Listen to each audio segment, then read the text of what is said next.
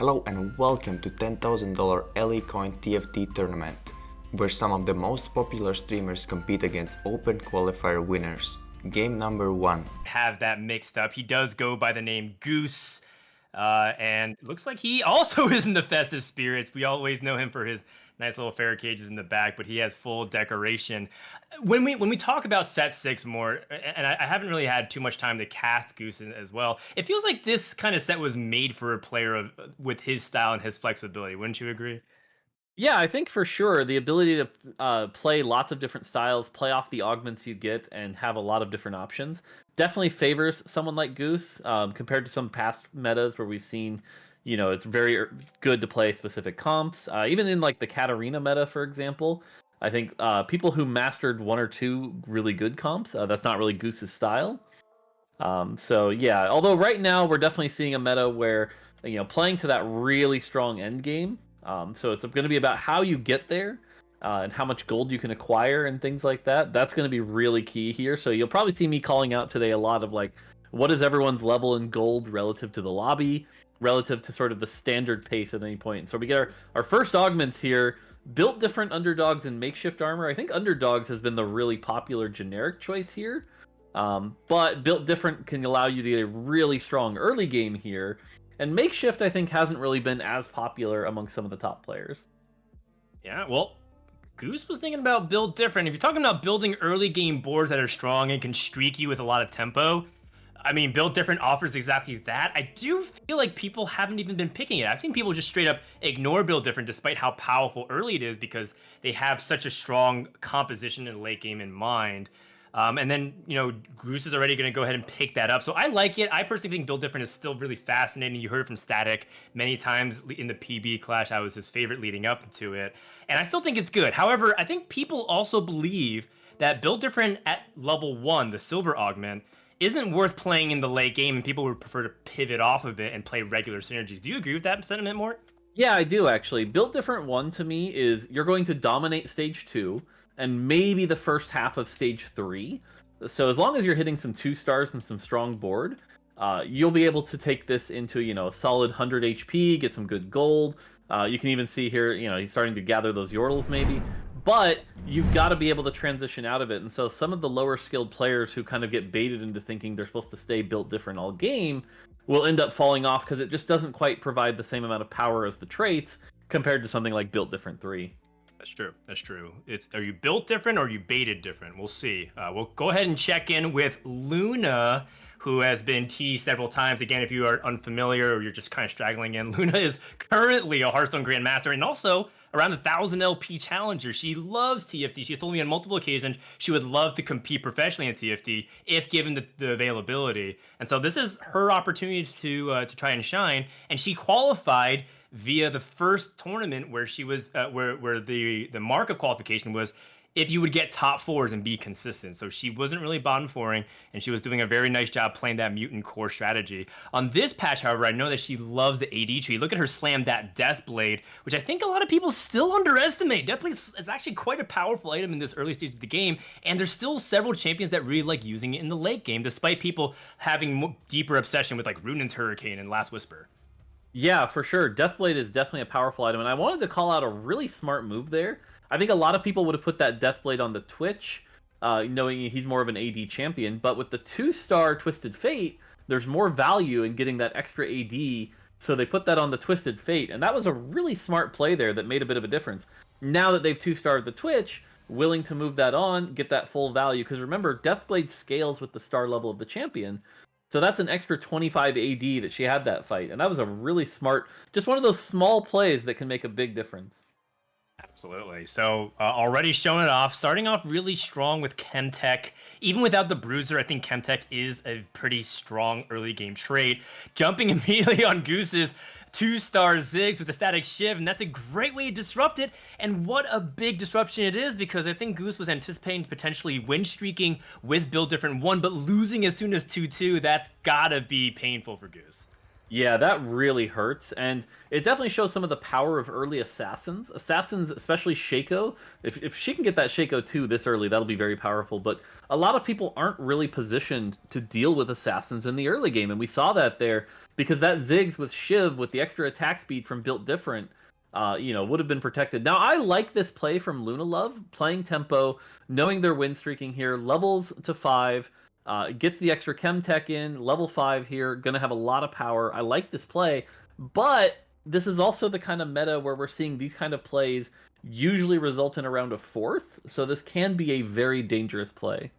Yeah, that's right. I mean, people talk about how important economy is. You will see very frequently throughout the day how often people are playing Yordles and Mercenaries, ways for them to get way too many resources by stage 4 and try to roll it down for legendaries or really powerful units that they're searching for specifically.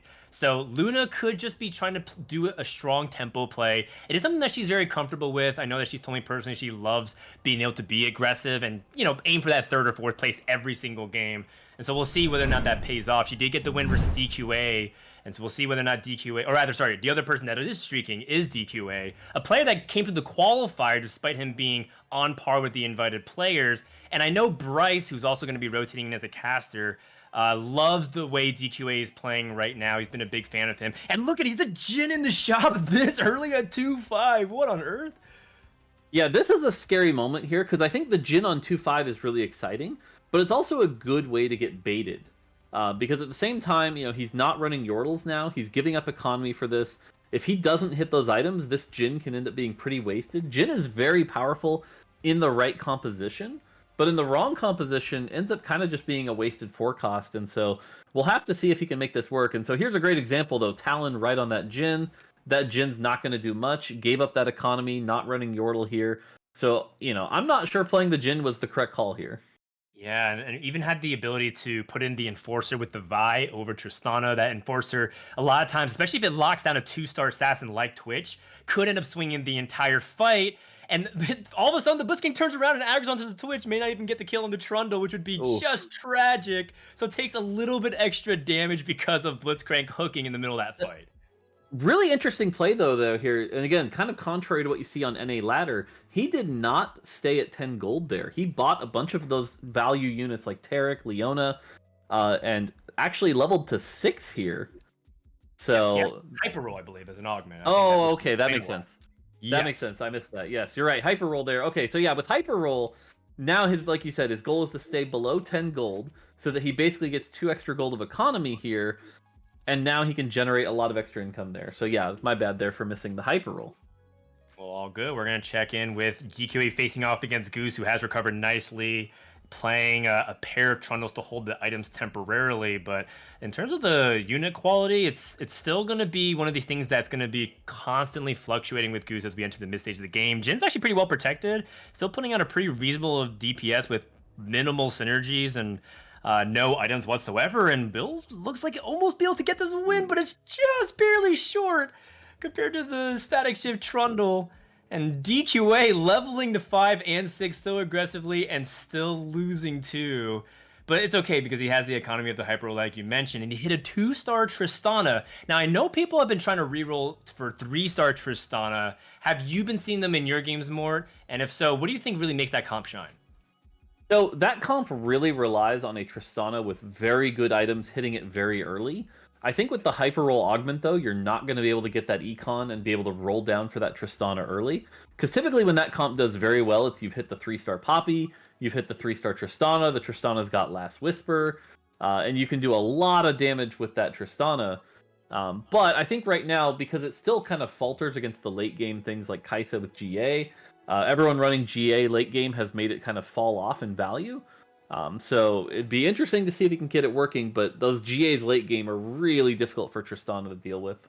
Yeah, that's a really good point. But that being said, I mean, he has 5 Tristanas going on, and there is something to be said of being ahead of the curve. Yes, people greed for legendaries, but we have seen some people have success with reroll compositions that they hit very early. Mutants is a really common one, where you play Protector reroll with Kog'Maw. But if you look at the Chinese meta, there's people playing all kinds of Arcanist or AP rerolls like Heimerdinger and Malzahar, trying to get way ahead of the curve with their economic traits like Yordles. And we'll see whether or not this has ended up being a case. Let's say DQ hits another Tristana off the natural Yordle appearance. He could be bullying the lobby and putting a lot of pressure, not giving people time to hit things like their legendaries at a very comfortable health total. Yeah, for sure. It's really going to come down to how many Tristanas he can get here. The challenging thing with hyper roll is that it gives you it's a kind of poorly named augment right now. It gives you a lot of tempo in the early game, but if you don't use that tempo well, all of a sudden you're in an awkward position in the late game where you're just below everyone who went full economy. Now, we do typically see tournament metas be a little more aggressive than ladder, and so that may change what we've kind of been seeing on ladder for like the last 2 or 3 weeks, and so we'll have to see if that comes through here. Becca, one sword off of a perfect itemized Lux, though. This is pretty interesting because Lux is one of the champions I think a lot of people are kind of underestimating right now, but a very good Lux can do well, and she's one of the easiest to 3-star because not a lot of people are chasing her. They're pulling the Yones, the Fioras, the Brahms out of the pool, and that allows you to get the 3-star Lux. So we could see a pretty cool 3-star Lux game here. Now that being said, though, she is at 58 health, which is pretty worrying, but and only 26 gold here, so this isn't really a great situation to be in, but maybe if she gets the sword, maybe if she gets an early Lux, we could see a turnaround here. Yeah, I think I love a lot of what you said. I think Arcanists are playable. Oh, interesting. Hold on for a second. We've had the opportunity for First Aid Kit or Celestial Blessing, maybe an outside chance for Socialite, but the Socialite Hex is very close to front center. It looks like it's in the middle of that second row, so not very good for that Lux in particular. But one comment that I wanted to add to it is that I actually have been playing Lux a pretty decent amount on this patch, and I feel like she does really well when people have Socialites in the corner because they tend to put things in that corner very often, and Lux is a very powerful corner unit carry. So I think that, these kinds of combinations of stuff that people don't really explore. Is Lux a carry that you can play 20 out of 20, find success like you did a couple patches ago? Absolutely not. But is she playable in the right spots, and if you get the right conditions, can be a very comfortable top 3, maybe even a top 2? I think so. So I really like to see how far Becca can take this. And because she has an early Lux, and it seems like her board is relatively stable, we can see a mid-game surge as Arcanist while everyone else is kind of greeting the stage 3. Yeah, it'll be tricky here for sure. She took First Aid Kit, which can be valuable as it gives Vex the extra shield, you give Poppy the extra shield. That being said, Celestial Blessing might have been good at keeping this Lux alive. Lux does a lot of damage and can value from that extra healing, so it'll be interesting to see if this choice pays off. Also have to call out Leona gets the extra shielding from First Aid Kit here.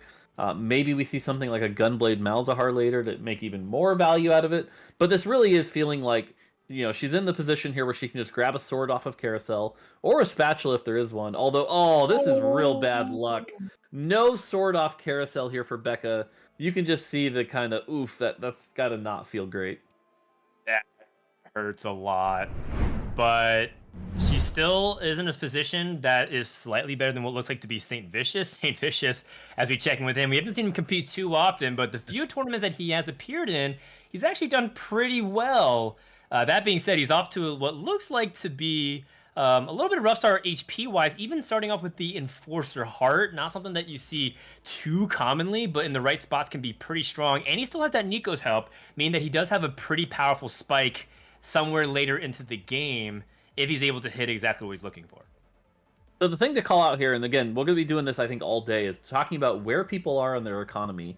Saint is level 7, 40 gold at 3.5. That is very ahead of the curve. That is very ahead of kind of like the route we saw from like Becca, who was still level 6 around 40 gold. This seems to be like Saint is trying to go fast 8. Now you look at these items though, and this is very much you're hoping for a Jhin, maybe get a Fiora or a Yone, but these items are a little too aggressive on those champions. And so he's really kind of banking on hitting the Jhin, I think, here. Yeah, well, it looks like everything is okay. Taking down this Chemtech Ezreal with the ship. Pretty sure I know exactly what Ramcap wants to lean towards with that build. But yeah, it looks like he is pretty stable right now, getting that 2 wins. And if he can just snap his losing streak convincingly, finds another Tristana with another Tristana appearing. Looks like he's soloing because he's not that interested in it. Oh. I guess, yeah, I mentioned Jhin, but actually the more I look at this and the more he picks up the Gangplank, this is much more looking Urgot. This is very much a Urgot Jinx. And so we've seen this be one of the really good endgame comps as well. Chemtech, in particular, with that 25% damage reduction, allows things like Urgot to just unleash the damage and be very strong here. So yeah, this is definitely looking like a greed for that late game Chemtech, and you can kind of see that on the other side here. In fact, there's a bunch of Chemtech got those items on Twitch, kind of looking for that Urgot. So again, that's been another very popular comp. Yes, the Twitch immediately taking out that Tristan the back line, and there should be a lack of DPS on Saint's end.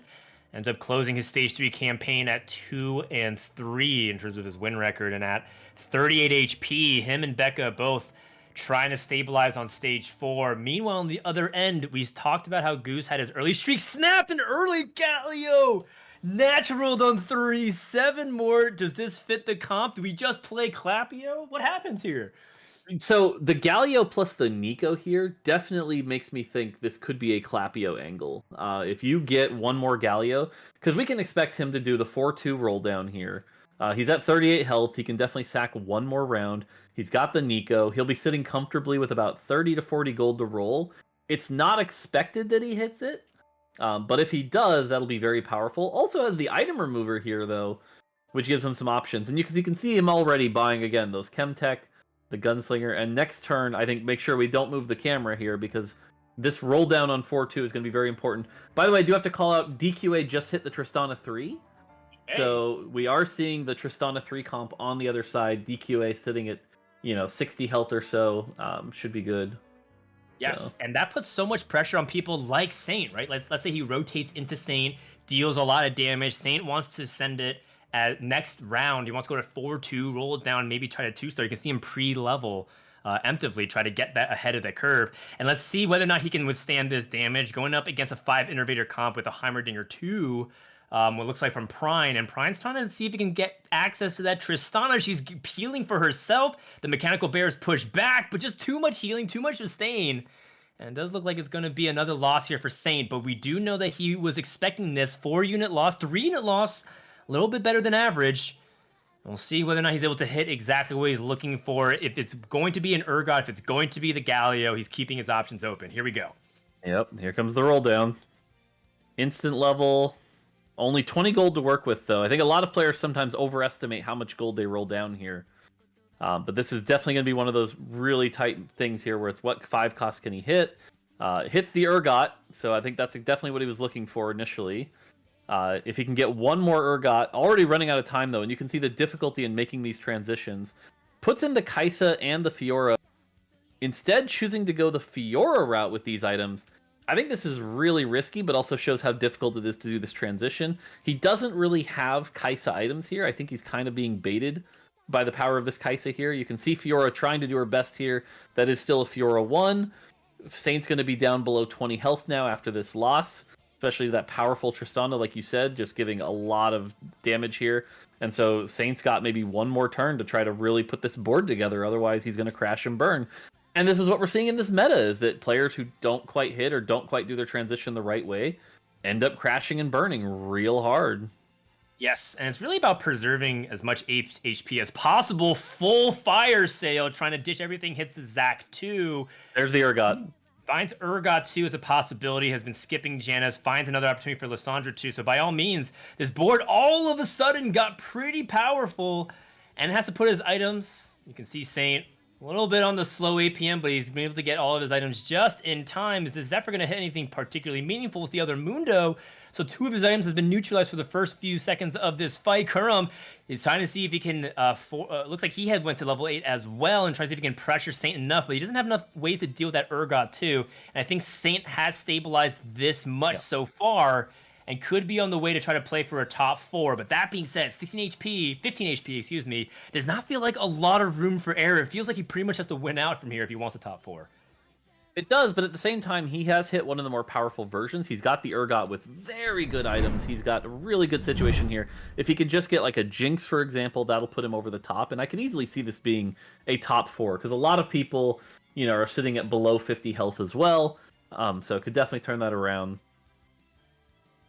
Well, let's go ahead and check in with Ramkev, who we knew from the very beginning of when we saw his POVs earlier in stage 2 and 3 that he was aiming for an Urgot-based composition, but based on the lobby context, looks like 3 people were gunning for it. And while, yes, theoretically all of them can hit, it just becomes increasingly more difficult the later you are in the game and you still haven't hit, because people should be acquiring all those Urgots beforehand. And Ramkev at level 7 does have this early Tom Kench, and I know people, one of the revelations of this patch is while it is a lot about Kaisa and Akali and all these like five-star carries that are big AP bursters. Tom Kench is also one of the top carries that you can play for in this mid stages of the game. Yeah, and we talked about, again, like the pacing and the economy, and we talked how Saint was very much ahead of the economy. Ramkev, on the other hand, is still level 7, barely above 50 gold, and pretty much his entire army, except for one champion, is 1-star. So he's kind of behind the curve here, and you see him going up against Saint, and it's just not going to be a close fight. That Urgot 2 is just so much more powerful. You can't really deal any damage to it with Chemtech. And this is where Ramkev is going to be looking for a bailout, hopefully, very quickly on 5-1, or he could be our 8th place finisher. All right, let's take a look at the 4-6 augment, the final of the day. A couple of decent support options through health, but ends up choosing the offensive one because I agree. I think his comp lacks damage, and he does have 5 Chemtech units in with bruisers, so ideally setting up for an opportunity to deal a little bit more damage. I think the name of the game here for Ramkev, he's trying to play for the best possible bot 4 placing he can get. If he's going to get 5th, he aims for 5th, but I'm not sure he's able to get that far. Maybe he aims for a 6th place instead and minimize the amount of damage lost. He's trying to reposition. A lot of times there's a debate of whether or not Urgot should go more towards the back or even as close up in the second row, even if you don't have Knife's Edge. In this spot, I think that he doesn't feel super confident in his Urgot to be able to engage early, especially if other people are hitting those Urgots. Yeah, this is going to be a tough one. I like the chemical explosion take here, but the chemical explosion is based off your HP. And so with a bunch of 1-star units, we see here that like this Mundo is not going to explode for that much damage. This Zac is not going to explode for that much damage. If he can 2-star them, cool. This will be a great way to wipe out enemy front lines. But without that, you see here, and again, we talked about that Tristana, DQA just having a field day with that Tristana. And as long as nobody really hits a strong endgame board, I think this Tristana is going to be one of the best mid-game boards you can see. And now poor Ramkev, 6 health at 4-6. It's all going to come down to his 5-1 roll down. Yeah, it comes down to his 5-1 roll down. A couple players also losing. Kermax and St. Vicious both also taking those losses. But the only player that can really contest Ramkev for 8th place does seem to be St. Vicious, who is also playing the same comp and might end up showing you a very powerful lesson of what happens when people end up contesting the same type of tree. Yes, they're all capable of going very high up in the standings, but this is a difficult spot. And on the other hand, this stage was entirely defined by exactly what we talked about in the early stages of the game. DQA hitting that Tristana 3, applying massive pressure to the rest of the lobby, lopsiding the tempo, and making it very difficult for people to hit at a comfortable life total. Luna, for example, hit Kaisa 2 and is still in bot 4 of HP right now because she just found a way to stabilize. Important Mundo 2 hit, but without Urgot 2, I still feel like Ramkev is going to be at best playing for 7th. And he's in a difficult spot where he has to now sell his very pitifully weak units to try to even look for an opportunity for Urgot 2. And it's just not really hitting, and his items are also left something to be desired. 2 extra cloaks. What does he end up doing with this here, Mort? I think at least he's trying here with the 7 Chemtech. He'll get some bigger explosions now with the Mundo and the Zac. So it is possible for him to win, but it is going to be very much dependent on where those champions die. And you can see right now he hasn't really accessed the backline of that Seraphine. So it is not looking great for him here. Okay, I mean, killing some units here, maybe can have an opportunity. And you can to see, kill yeah, them, which is not enough. And that's going to do it for Ramkev, our first player in 8th place. Unfortunate, heavily contested. Meanwhile, we're going to check in on Becca, who has committed to the Arcanist tree and is fighting her way back into top 4 here, Mort. Yeah, we talked about how she was a 1 sword away from that perfect Lux. Managed to get that at some point, so that was good. So now you've got a very, very powerful Lux here. And I like this positioning a lot. You mentioned how if the Socialite Hex was in the corner, putting the Lux on the opposite side is really good here. This Lux is just going to try blasting whoever's in that spot here. Oh, decides to switch it, though. We'll have to see how that plays out this fight. And yeah, I'm not sure what the switch was for here. We know the Socialite Hex is on the other side. That feels like a big oof here. She rotates into a Shroud, targets Noriana, who's going to help her cast a little bit quicker on her. Shockwave does delete the top left corner. Now, that being said, this Taric and this Vex have yet to really be challenged in terms of their HP. Ascension has kicked in, and Becca won with a very convincing victory. So, despite the fact that her positioning was a little bit inefficient, her team comp power is starting to show off what it can really do, anchored by this front line Arcanist Taric. Taric, with the Yeah. Arcanist emblem, will overheal even more and put a very big shield, and because she has first aid kit, it starts to really feed into itself in a very powerful way. Climax down in 7th place. Saint and Luna also on the verge of not making top 4. Can Becca really do this with an unusual meta comp that we don't really see for a couple patches now? He's going up against a Kai'Sa too. Yeah, this is a Kai'Sa 2, but it is a Kai'Sa 2 without GA, without Socialite to really get it going here. This does not feel like peak form Kai'Sa, and sure enough, we see Kai'Sa just gets blasted. I think that's why GA has been so powerful on that Kai'Sa, and I think that's going to be the end here. The other thing to call out here is we have to talk about 6 Arcanist is 100 AP for your Taric, and so what that means is Taric is basically healing for double the amount he would normally. That's healing himself and an ally, giving them a big shield. That's why Arcanist Taric is just so valuable. And, you know, it fell out of favor this meta, but I think people who've been willing to pick it back up again are seeing it's still good if you hit it. I've been trying to convince Bryce that Arcanists are playable, and I keep telling him the Enchanters were the key, and he was following me, but I felt like he was just trying to humor me, but now that he sees it, I can't wait to prompt him and put him under the gun for the next game. So I hope he's listening. Actually, I know he's listening. He's watching right now. Let's check in with DQA, another one of favorites for esports law for Bryce. He is streaking very nicely at level 9 with this Tris 3, playing supporting carries like Jinx in the composition as well. Very cool, unusual variation of a sniper Tristana build incorporating the sisters. Yeah, I mean, we talked about this before coming into the tournament, is that ladder meta is everyone kind of accepting that, like, it's okay to greed, it's okay to play for those high moments, but when you play a tournament, the tempo is a lot higher. And so here we are seeing that Tristana doing a lot better. I don't think anyone, if you'd asked before the tournament started, would have said, oh yeah, it'll be a Tristana comp that's going to, do really well the first game. Now, that being said, this is where we expect this comp to start to fall off. This Tristana 3 might actually be a bait here, and it might be in DQA's best interest at some point to sell this. And I think that's going to be the hard thing. I think that's going to be the hard thing for a lot of players to accept, is that you've got this 3-star Tristana, but it's not going to cut it in an endgame where you're seeing, these full build Urgots, these full build Jinxes, possibly the Kai'Sas, and that Chemtech damage. The Tristana just doesn't quite cut it at this point. Yep, that's fair. And you can also see his front line is quite suspect, right? He's playing 2 cost frontliners. Blitzcrank and Vi are his best front line. So they definitely struggled. He's been relying on backline damage to carry him, have his front line stalled just long enough. And we'll see. Clearly he's racking up resources. He's got like a Braum pair, right? He's got like these 5 stars or 5 costs on the bench. He's got 30 gold. He's not rolling. He's committing to a stage 6 big power spike, and he's still winning. He gets the win over 2nd place in HP Goose, and top 4 already has been secured. Becca is out. Does she end up taking a top 4? No! Primed by 1 HP. Looks like preserves just enough to sneak into that top 4. Yeah, and again, I mentioned this when Saint hit that Urgot, right? Like, he has turned it around. He is running 3rd place right now. He's got that Urgot. I'd be curious to see the rest of his board, but he's got to feel like he's in a good position. Now, I do like DQA here, at least switching out for the Scion. Scion, especially a bodyguard Scion, is one of the best front lines you can get. It has a massive CC. It uses items really well, so you get a very high effective health. That's the kind of thing you do need to buy the time for this Tristana, because knowing that Saint is playing Chemtech, the thing to realize is you have to survive the 8 seconds that their Chemtech buff lasts. If you can survive that, they basically don't have a trait. And so if you can get through that, that's when that Tristana can ramp through and finally deal the damage.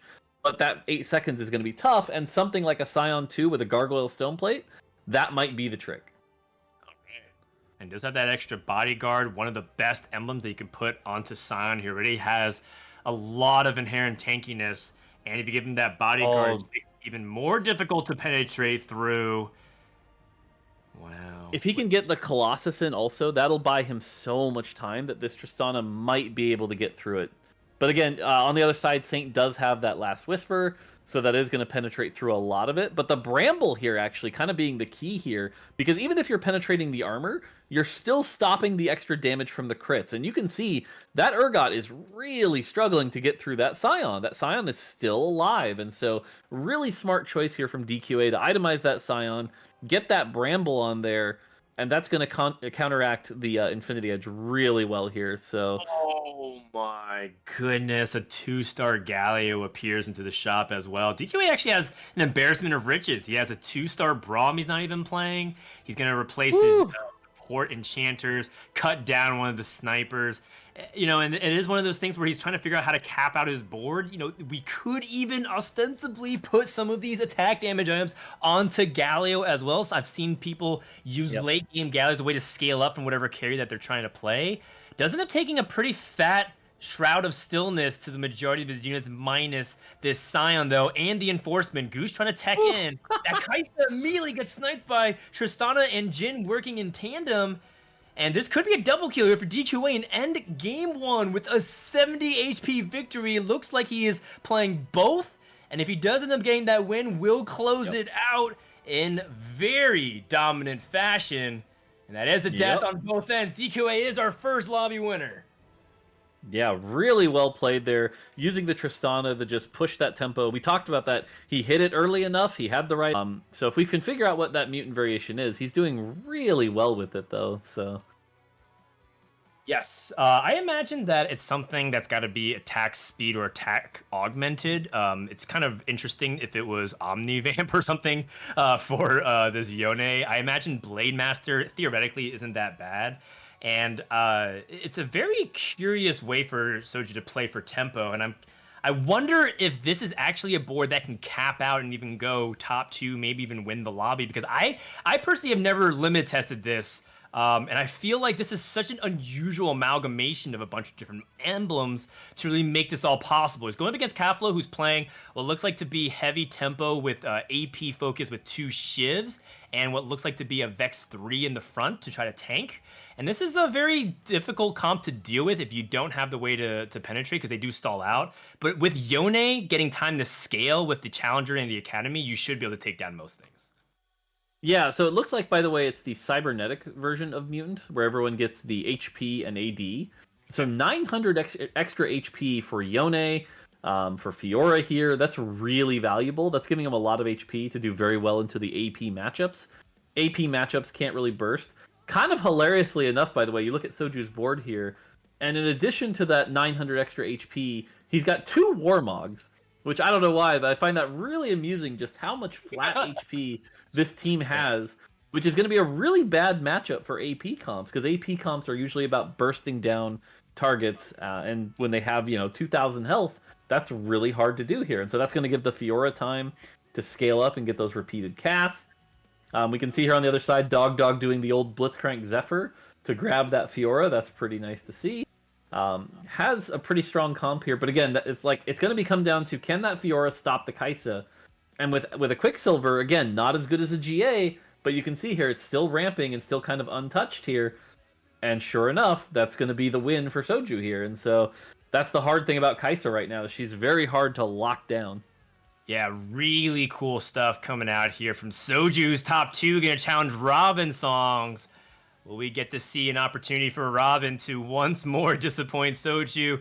Part of Robin's claim to fame in the TFT community was when he was able to outplay Soju, which leads to his, very infamous subscribers found on Twitch, which is Soju in disbelief losing to Robin songs. Can we see that? Ever since, Robin has proven that he is one of, if not the most consistent North American tournament performer. And so a showdown for the next couple of fights here going to the carousel with the Share the Spotlight featuring a Fiora carry. Very cool to see if Fiora can do this, but she's going up against many other challengers, and she has yet to cast her riposte, trying to see if she can get into the action. There's just too much CC coming out from Soju. He's going to wipe the team with 7 units remaining. Yep. Yeah, you can see here, it's kind of like the itemization difference here, right? It's like, is it Kaisa with the GA or the QS? And we talked about there's so much CC, the Yumi 2 especially, locking everything down. That GA Kaisa just doesn't really get to play the game. And again, I think this kind of shows how people have been undervaluing Quicksilver, because Quicksilver allows his Kaisa to keep ramping up, apply that Morello very, very quickly, get that extra damage. And then in addition to that, you've got the Yone, who can do that through GA. Like, even if without the Kaisa 2 here, this is just a very powerful version of the comp. And again, we can't argue the fact that Fiora and Yone both getting that extra 900 HP and AD, a bunch of extra AD from this. So, like, this is just a really cool variation of this comp. And I know people are going to point and go, look at Kaisa, but this is only a little Kaisa. This is like a really cool use of Mutant here. This is support Kaisa. Yes, she's able to top out the damage, but by then, she's dealing 3,000 of her damage at the very end of the fight when it's already been determined. Most of it is this Fiora and this Yone chopping in with the support of the Morellonomicon to stop the healing. And Robin's Fiora is actually being able to pop off a little bit, get some support on his end. Very close fights. The Guardian Angels are popping on both ends. That's going to be a victory for Cloud9's K3 Soju in the first round here, the Allie Coin TFT Pro-Am. Some